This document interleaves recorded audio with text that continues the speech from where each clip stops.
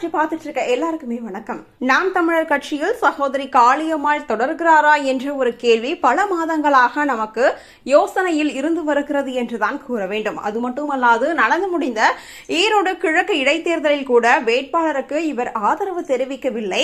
இவருக்கு உடல்நிலை சரியில்லை, அதனால்தான் ஈரோடு கிழக்கு இடைத்தேர்தலுக்கு அவர் வரவில்லை என்று பல காரணங்கள் சொல்லப்பட்ட வந்த நிலையில் தற்பொழுது காளியம்மாள் அவர்களே ஒரு பதிவை போட்டுள்ளார். அதாவது, நானே சொல்வேன், என் முடிவை விரைவில் நானே அறிவிப்பேன்.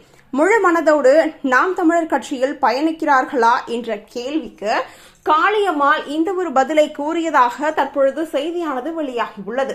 அதாவது, காளியம்மாள் நாகர்கோவில் தொகுதியில் தற்பொழுது இவர் செயலாற்றி வருகிறார் என்பது நம் அனைவருக்குமே தெரிந்த ஒன்றுதான். நாம் தமிழர் கட்சியில் முக்கியமான ஒருவராக இவர் இருந்து வருகிறார் என்பது நம் அனைவருக்குமே தெரிந்த ஒன்று.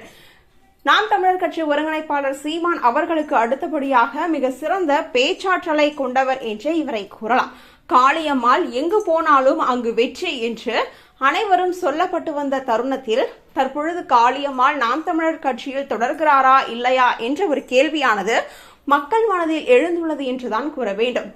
இதற்கு இவரே பதில் கூறுகிறார் என்று தற்பொழுது செய்தி வெளியானதில் இருந்து இவர் என்ன பதில் கூறப்போகிறார் என்றுதான் அனைவரும் எதிர்பார்த்து காத்துக் கொண்டிருக்கிறார்கள்.